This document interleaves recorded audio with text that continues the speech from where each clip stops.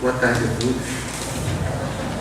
Jesus nos abençoe esse momento de estudos dentro da Casa Espírita. Oportunidade surge para todos nós, sempre falo isso, de termos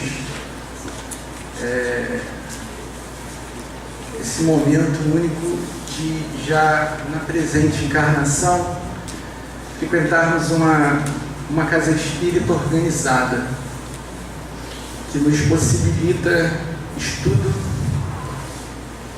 presença amorosa, estruturante dos benfeitores espirituais, um trabalho organizado, disponível para todos nós, franqueado, nos convocando a uma reflexão mais abrangente acerca da vida, Somos espíritos imortais. Começamos a trabalhar esse entendimento. Para alguns, esse entendimento já é uma certeza. Eu sou um espírito imortal. Eu não tenho a menor dúvida disso. Para outros, nem tanto. A informação de que é um espírito imortal chega, mas a certeza é uma construção individual. Cada um vai ter que fazer a sua, independente do tempo que isso levar. Mas essa certeza de que nós somos espíritos imortais vai chegar para todo mundo. Para aqueles que ainda estão trabalhando essa certeza, as portas da casa, como falamos, e acima de tudo também os estudos sistematizados, que é o Espiritismo, Livro dos Espíritos e a sequência das obras básicas, vão se tornando o alicerce, aquele tijolinho que a gente vai colocando para que esse entendimento se torne uma realidade. Um segundo momento, quando a gente compreende que somos espíritos imortais, eu tenho a certeza, a ficha caiu, eu não tenho mais dúvida. E aí entra uma outra reflexão que fizemos hoje de manhã, aqui quando apresentamos um encontro sobre dependências, o que eu faço com essa certeza. Ou seja, sou espírito imortal, e daí? E agora? Faço o quê? Não morro. A imortalidade se descortina à minha frente, assim como um passado se revela para todos nós, não é verdade? E aí eu olho para trás e olho para frente e saio da visão da unicidade das existências. Não fui criado com o meu corpo físico. Eu já existia antes e já tive uma série de existências anteriores, e essa é mais uma de outras tantas que terei pela frente. O que eu não dei conta lá atrás, a misericórdia de Deus nos oferece uma nova oportunidade de retorno ao corpo físico para darmos continuidade às nossas lutas, resolvermos nossas questões íntimas e também ajustarmos aspectos de dor, de débitos, com aqueles que nos acompanham na nossa caminhada na presente encarnação, sejam da nossa consanguinidade ou não. Vá, se reconcilia com seu adversário enquanto está a caminho, não é verdade? Enquanto a gente está a caminho, por mais que seja difícil, Ele está do nosso lado. Vai lá e pede desculpa, vai lá e repara, vai lá e faz diferente. Mas é difícil, cansa, dói, verdade. mas tem que ser dessa forma. O momento é esse. E a partir daí, a gente consegue realinhar rotas, caminhos para futuros encontros em outras existências. A gente se reconheça, se identifique numa vibração mais amorosa, mais pacificada, mais harmonizada. Então, esse é o mecanismo da lei do progresso, cuja reencarnação é um dos recursos fundamentais da lei. Reencarna não só aquele que acredita na reencarnação, né? Reencarnamos todos nós, acreditando ou não, porque a lei é divina. E aí vamos concedendo essas oportunidades. E a lição de hoje fala justamente sobre isso. O capítulo é o capítulo 6 do Livro dos Espíritos, sobre a pluralidade das existências. Kardec, nesse capítulo, ele trata de uma série de tópicos que, sem o entendimento da reencarnação, a coisa fica mais difícil de ser explicada. Por exemplo, não é o assunto de hoje, é o assunto da semana que vem, mas já abrindo um parêntese. A questão das ideias inatas, não é verdade? Por que um nasce mais inteligente do que o outro? Por que uns têm tanta facilidade, né? Os dons artísticos, as capacidades intelectuais, a capacidade para línguas, para as ciências, enfim. Você olha e identifica aquela pessoa com aptidões e recursos que parece que brotam, que jorram daquela pessoa, enquanto que outros têm que suar para adquirir minimamente uma condição básica.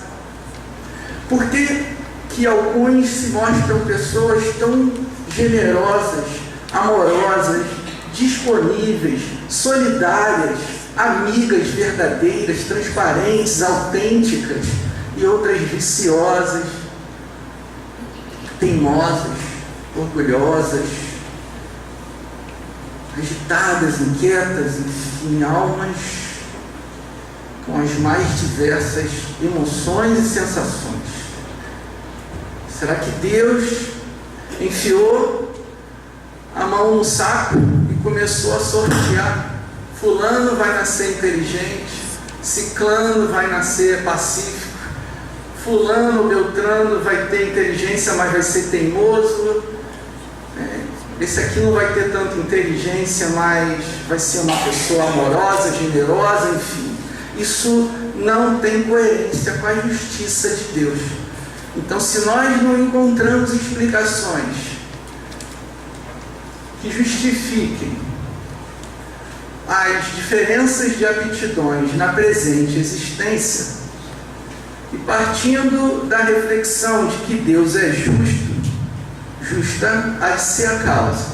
E se não a encontramos nessa existência, no Livro dos Espíritos e também no Evangelho segundo o Espiritismo, fala muito claramente que trata-se da anterioridade das existências, progresso adquirido do espírito, no caso das aptidões, ou dificuldades, vícios, imperfeições que o espírito ainda traz na sua bagagem, precisando se despojar, resolver cada questão, desatar os nós, construir laços.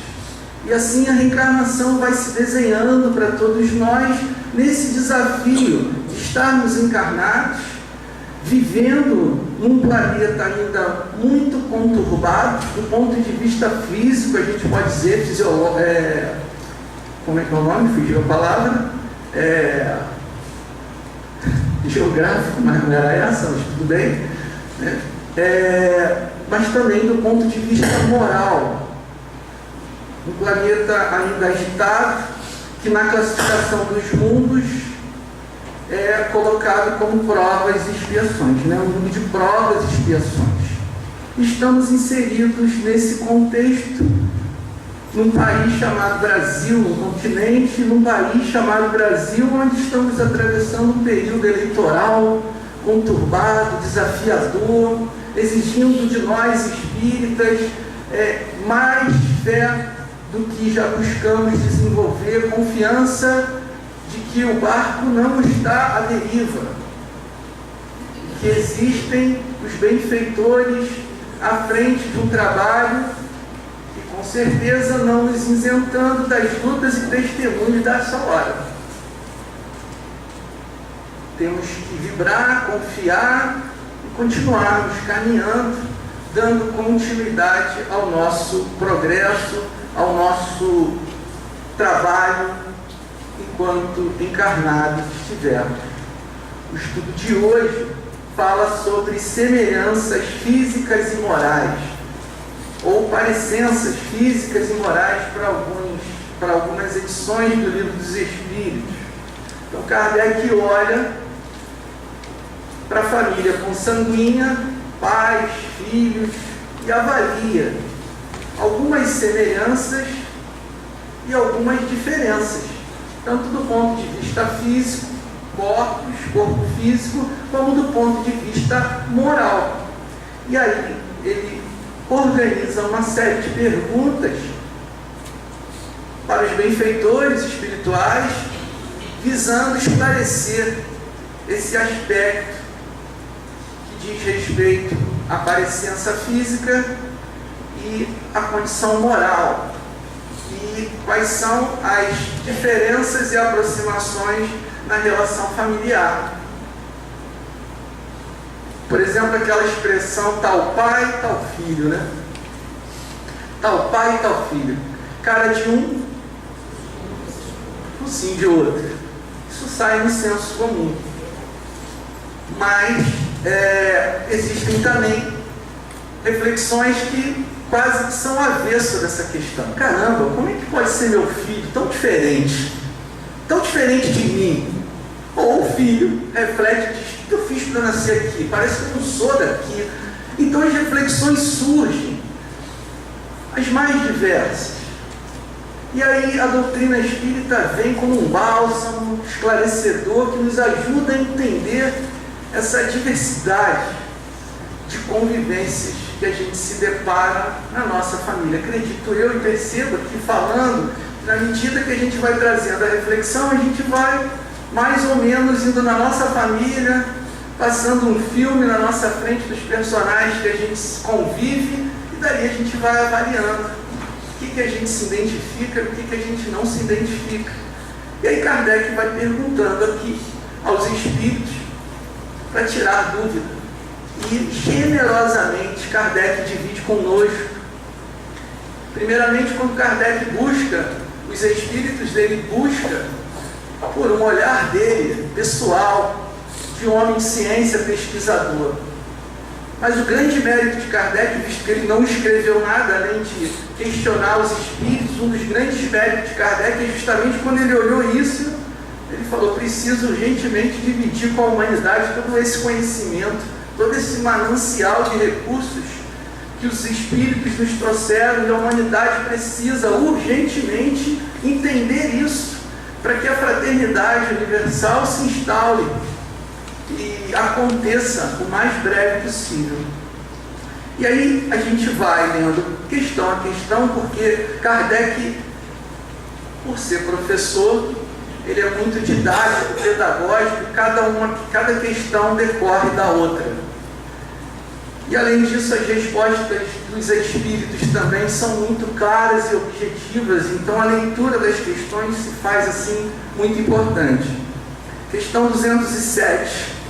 Semelhanças físicas e morais. Kardec perguntou assim: os pais transmitem frequentemente aos seus filhos uma semelhança física? Na verdade, o início da pergunta é uma afirmação. Ele afirma: os pais transmitem frequentemente aos seus filhos uma semelhança física. Isso é fato. Normalmente a gente olha e vê ali, daí um cara de um, focinho de outro, as parecenças físicas e a própria genética já nos mostra isso com uma certa facilidade. Então isso não há dúvida, pela própria herança e o nascimento natural decorrente da fecundação. Mas ele continua na pergunta: transmite-lhes também uma semelhança moral? Então a dúvida é com relação à questão moral. Parecer fisicamente com o pai, com a mãe, isso já é algo natural e normal que todos nós entendemos. A questão é que Kardec quer saber se os pais transmitem também na hora que é fecundado e começa a ter ali a gestação, se também é passado para os filhos a questão moral, os aspectos morais. E os espíritos respondem que não, visto que eles possuem almas ou espíritos diferentes. Olha que interessante. Então o espírito não faz espíritozinho. Ou seja, quando há o ato sexual, seja por via natural ou pelos procedimentos de inseminação, os procedimentos artificiais, o que gera-se ali é um corpo, para que um espírito que já viveu existências anteriores tenha um meio para reencarnar. Então, a concepção gera corpos para que os espíritos reencarnem e habitem. Então, não, visto que eles não possuem almas ou espíritos diferentes, o corpo procede do corpo. Então, aquela herança genética, aquela carga genética decorrente da fecundação daquele espermatozoide naquele óvulo vai desencadear um processo ali de formação de um novo corpo que vai receber a herança genética dos pais biológicos. Mas ele diz que o espírito, porém, não procede do espírito. Entre os descendentes das raças há apenas consanguinidade. Então, o espírito, ele reencarna naquele meio, mas não recebe a herança no sentido moral dos pais. Mas aí Kardec desdobra e pergunta numa subquestão: de onde se originam as semelhanças morais que algumas vezes existem entre os pais e os filhos? Kardec entende que realmente o espírito reencarna, mas ele percebe que no meio de famílias há uma semelhança moral, sim.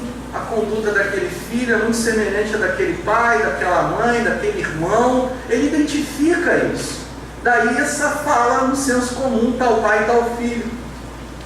E aí ele quer saber isso. Mas então de onde se originam semelhanças morais que algumas vezes existem entre pais e filhos? E aí os espíritos respondem: são espíritos simpáticos, atraídos pela semelhança de seus pendores. Simpatia significa vibrar na mesma faixa de pensamentos e sentimentos. Vibrar na mesma faixa não significa pensar igualzinho, sentir igualzinho, mas está dentro daquele escopo de pensamentos, de desejos, de ideais, e aí decorre a semelhança. Esses espíritos normalmente já vêm reencarnando juntos já há algum tempo.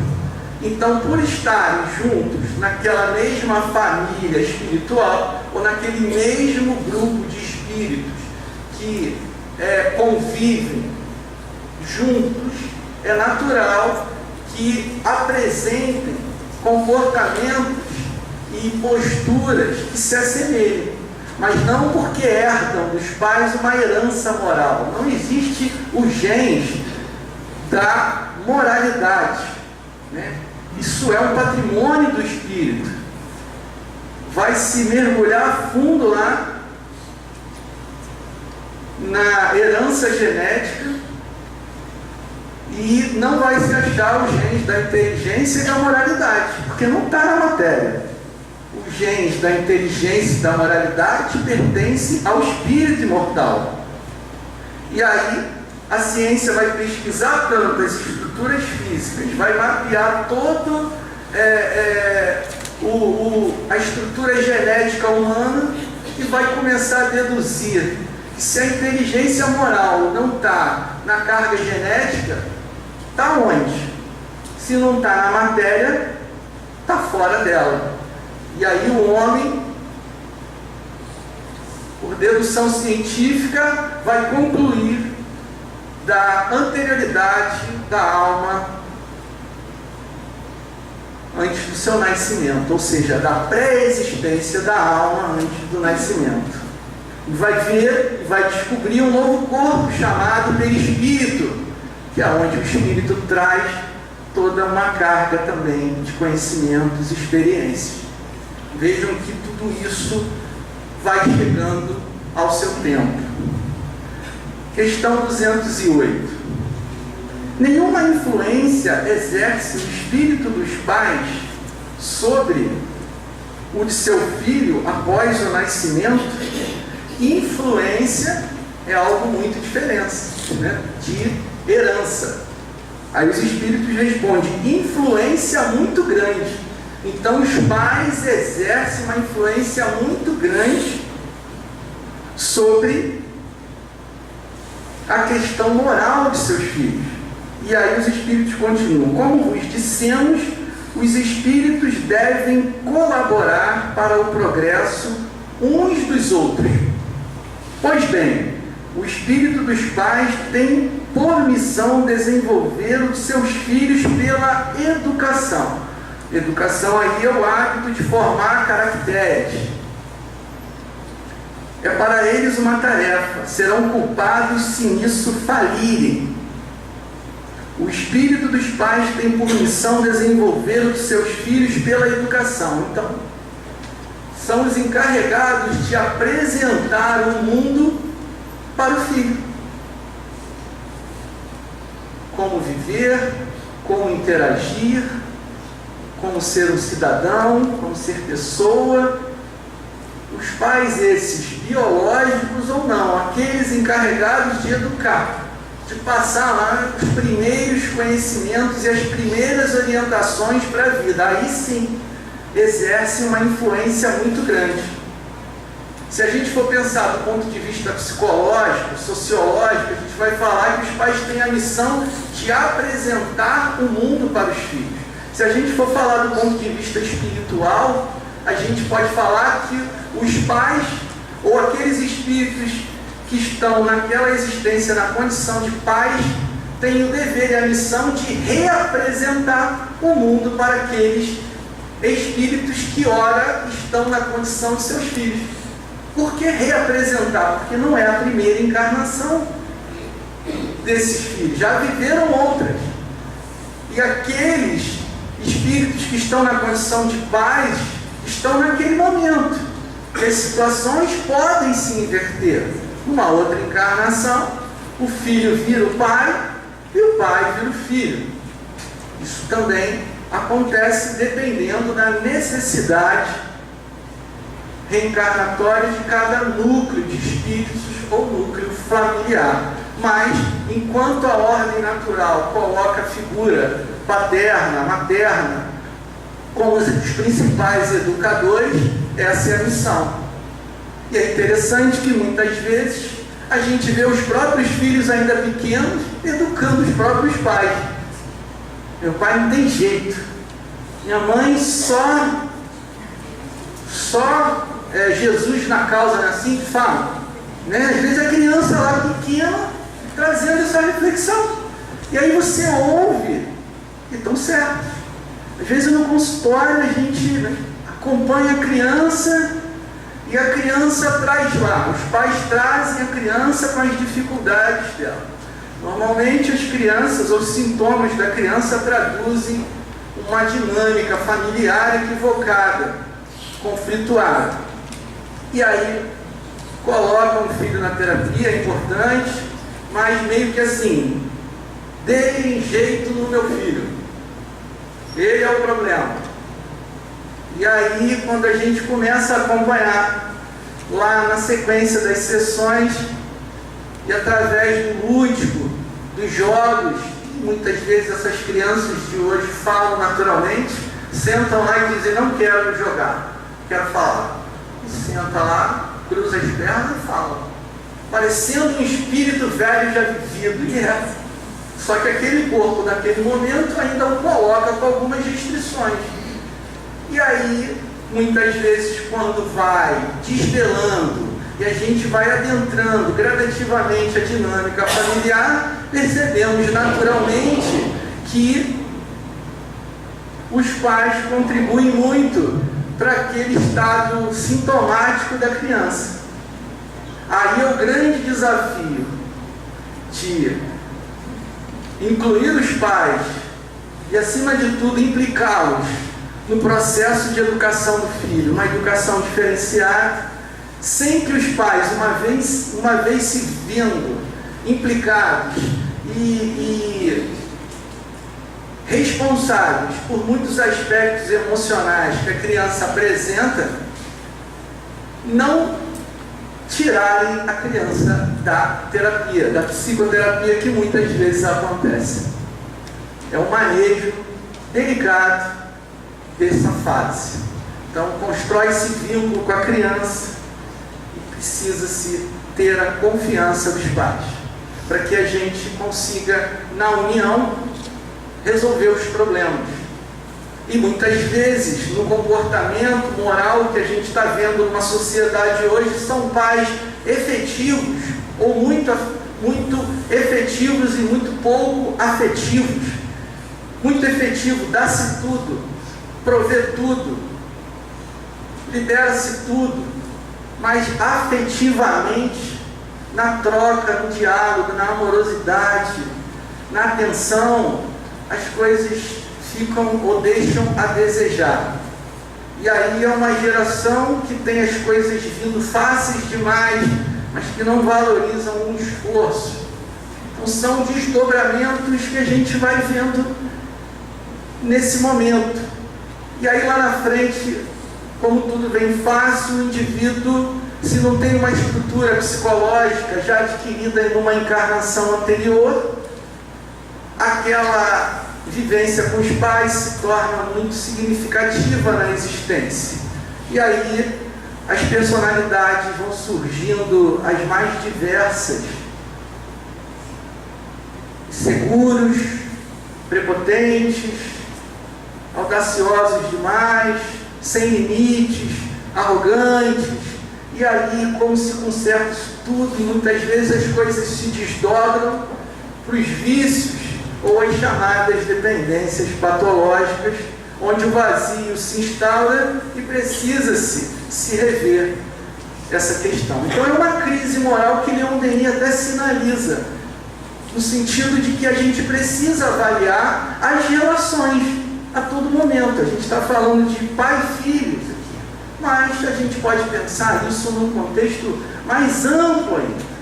Mas o que a gente está vivendo é uma crise moral, de valores, aonde que a todo momento estamos desconfiados, amedrontados, assustados, angustiados, inquietos, por conta de que o outro vai fazer com isso e aonde a gente vai parar. Mas todos nós, independente do grau dessas sensações, queremos ser felizes, não é verdade? No fundo, todos nós queremos ser felizes. Os caminhos que escolhemos é que muitas vezes são equivocados, contraditórios, e aí a dor vem muitas vezes para dar uma realinhada nessa rota. Na questão 209, olha que pergunta interessante que Kardec fez aos espíritos. Por que de pais bons e virtuosos se originam filhos de natureza perversa?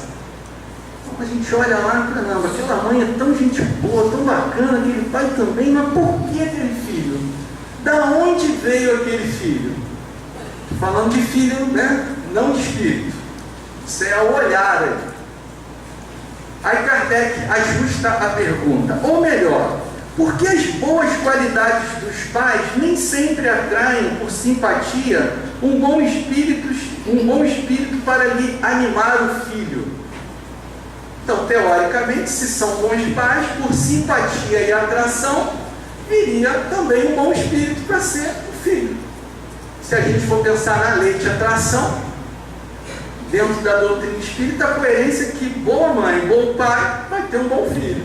Aí uma boa mãe e um bom pai, vem um filho lá teimoso, que dá uma trabalheira danada, ou então vem um que tem certo comportamento mais dócil, mais cooperativo, e o outro transgressor, que testa, que implica. Por que disso? Qual é a lógica disso? Aí os espíritos responderam: olha, um mau espírito pode pedir bons pais. Bom isso, né? Espírito lá na hora de reencarnar, caiu a ficha, viu que transgrediu, que fez bobagem, está querendo fazer diferente, mudar, e pede, pelo amor de Deus, me insere numa família onde eu tenha pais de caráter, que sejam dignos, éticos e moralizados, porque eu preciso de uma estrutura assim. Uma vez, isso já tem bastante tempo, isso tem mais de 20 anos, estudando na época com o seu altivo o Livro dos Espíritos, às terças-feiras a gente estudava uma questão só. Era 1 hora de aula, só podia estudar uma questão. E aí sentava ali e desdobrava aquela questão com a gente. E eu lembro que ele trouxe um exemplo falando sobre a questão de pais severos. Ele falou assim, ele trouxe esse exemplo: imaginem vocês alguém que trabalhou como caixa de banco e passou uma vida desviando dinheiro, pegando ali um dinheirinho aqui, um dinheirinho ali, fazendo aquele desvio, transgredindo. Às vezes o espírito vai passar por uma prova onde ele vai perder por conta do que ele tirou, não sendo seu direito de verdade, mas ele falou também que o espírito pode reencarnar no meio severo, no meio aonde que a educação é muito rigorosa, para que aquele espírito transgressor, audacioso, ele receba uma educação mais dura. E aí, como se aqueles espíritos que estão naquela encarnação como pais não tiverem um vínculo com aquele espírito, é solicitado se eles aceitam, por amor, por misericórdia. E esses espíritos percebem que, uma vez abrindo espaço em suas famílias para receberem espíritos em dificuldades, angariarão créditos espirituais muito significativos, porque estão dando essa oportunidade de dividir com um espírito que não necessariamente tem um vínculo ou um débito direto com esses espíritos que ora estão na condição de paz, para que forneçam recursos para aquele espírito poder ter referenciais que proporcionem uma mudança real na vida deles. E aí, o mau espírito pode pedir bons pais na esperança de que seus conselhos o dirijam para um caminho melhor. E Deus frequentemente o confia a eles. Interessante, a misericórdia, o amor e a beleza da reencarnação. Tem uma dificuldade enorme. Às vezes a gente está lá, se depara com as pessoas grávidas e fala: quem vem por aí? Né? Uma paciente minha, toda sessão ela senta, passa a mão na barriga e fala: quem é que vem? Quem é que vem? Quem é que vem? Como assim? Não sei. Não sei. Não sabe. Quem sabe? Não sei. Bem, você sabe. Como espírito sabe. Sabe. Sai do corpo. Antes do espírito reencarnar, a mãe e pai são levados, se encontram com aquele espírito, assinam lá a papelada reencarnatória, concordam no contrato de educar, de ajudar, de direcionar. Então deixa a voz da consciência falar, que vai surgindo gradativamente. Mas será que vai me dar trabalho? Será que não vai dar? Trabalho sempre dá. Pode dar mais ou menos, mas trabalho dá. O Paulo Cordeiro, lembram do Paulo Cordeiro? Alguns aqui. Paulo Cordeiro dizia assim, né? Quando o filho é pequenininho, eu olhei ali para o Léo, vi o Benício. Paulo Cordeiro falava assim, quando meus filhos eram pequenininhos, eu falava, ai meu Deus, dá vontade de comer, morder todo. Quando ficar adulto, eu dizia, por que eu não comi e mordi? Isso era uma fala do Paulo Cordeiro. Quando adulto, dando trabalho, eu falava, por que eu não mordi, por que eu não comi? Agora está aí me dando dor de cabeça na vida, eu tendo que me desdobrar para ajudar. Ele sempre que tinha oportunidade, ele trazia essa reflexão na tribuna. Então, essa possibilidade é muito rica quando nós temos a oportunidade de conceder experiências. Ô Marcelo, mas será que vale a pena receber um espírito assim para tanto trabalho? Aí está o testemunho de amor. Porque aos olhos materiais a gente tem uma visão restrita e limitada. O espírito não. O espírito é uma visão para a eternidade, uma visão de futuro. O que aquilo vai representar lá na frente? E aí ele mais convicto, ele aceita. Aqui a gente ainda dá uma titubeada, uma oscilada que é natural devido ao esquecimento do passado e ainda as lutas e testemunhos que a gente passa. Questão 210. Os pais podem, pelos seus pensamentos e suas preces, olha só, atrair para o corpo da criança um bom espírito, de preferência um inferior, pelo amor de Deus. Meu Deus, manda um bonzinho, manda um calminho, né? E aí reza-se pedindo a misericórdia para que venha um que não dê trabalho. Os espíritos não responderam assim, eu vou ler para eles, mas reencarna quem tem que reencarnar. Vem quem tem que vir. Então, pelas preces e desejos, a gente pode atrair um bom espírito para ser nosso filho? Não. Ponto. Podem, porém, melhorar o espírito da criança que deram origem e que lhes foi confiado. É o dever deles. Maus filhos são uma provação para os pais, ou a missão, como foi na outra encarnação, na outra questão, no sentido de conceder uma oportunidade daquele espírito em dificuldade de reencarnar num meio saudável, emocionalmente, psicicamente, moralmente. Mas nesse caso, não. Vai reencarnar quem tiver que reencarnar. Agora, os pais podem e devem, melhorar e muito o espírito da criança. A começar pelo apoio ainda na vida intrauterina. O próprio passe de gestante oferecido aqui pela casa é um recurso maravilhoso. Que aquele espírito ainda está ali em via de ligação dia após dia com o corpo físico, mas completamente envolvido vibratoriamente com a mãe, com o pai, com os fluidos, e já na vida intrauterina recebe os recursos espirituais da casa. Junto disso, aquela conversa da mãe, independente de saber ou não, é isso? Instintualmente a mãe bota a mão na barriga e conversa. Nina, fala, apresenta a casa, não é assim? As mães de plantão aí, não conversam, não falam, não reclamam, e hoje você está nervoso, está chutando, está isso, olha, você não me deixou em paz nos 3 primeiros meses, vomitei quase que diariamente. A gente vai estabelecendo um diálogo silencioso entre a mãe, o filho e Deus. Isso é a maternidade.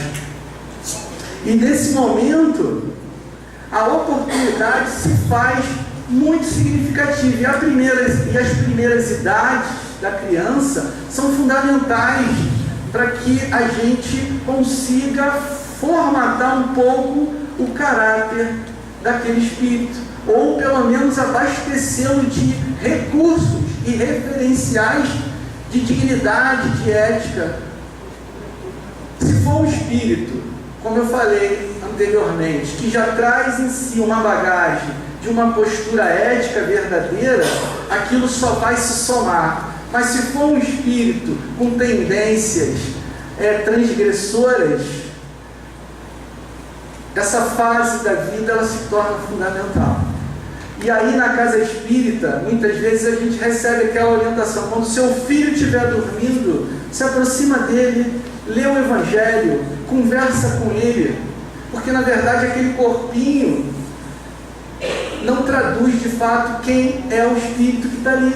Então o espírito mais liberto do corpo físico, no momento do sono, a gente tem uma possibilidade de conversar, de falar, de colocar algumas coisas específicas para aquela situação conflituada que se está passando naquele momento.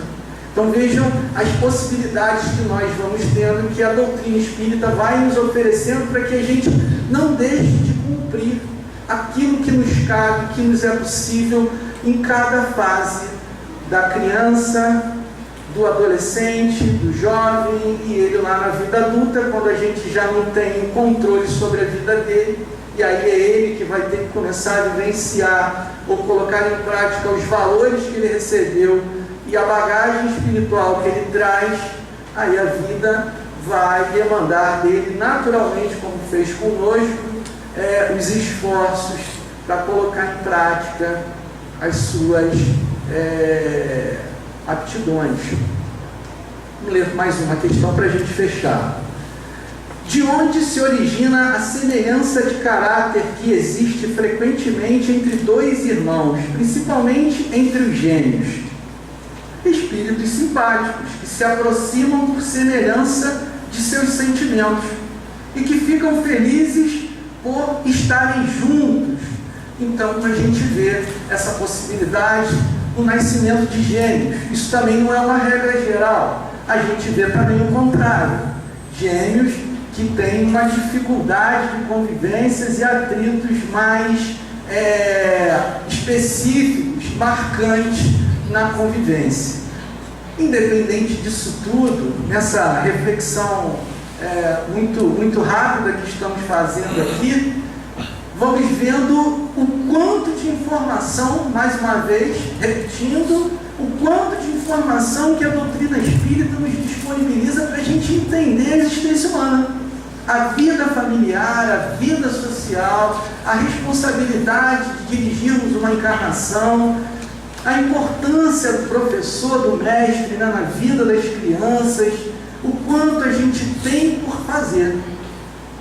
E nesse período conturbado, que vai se descortinando, desafiador, que a gente ainda não sabe muito bem para onde o barco vai navegar, em que águas, mantenhamos-nos firmes na fé, na confiança em Deus, fazendo a nossa parte naquele núcleo que nos achamos encarnados nesse momento, nossa família, nosso trabalho, nosso ciclo de amigos, dando o nosso exemplo de postura, de dignidade, de ética, que se cada um fizer a sua parte, numa crescente as coisas vão mudando, não perdendo o olhar para a figura do nosso querido Mestre Jesus, amigo incondicional de todos nós, referência, guia e modelo para que a gente siga, confie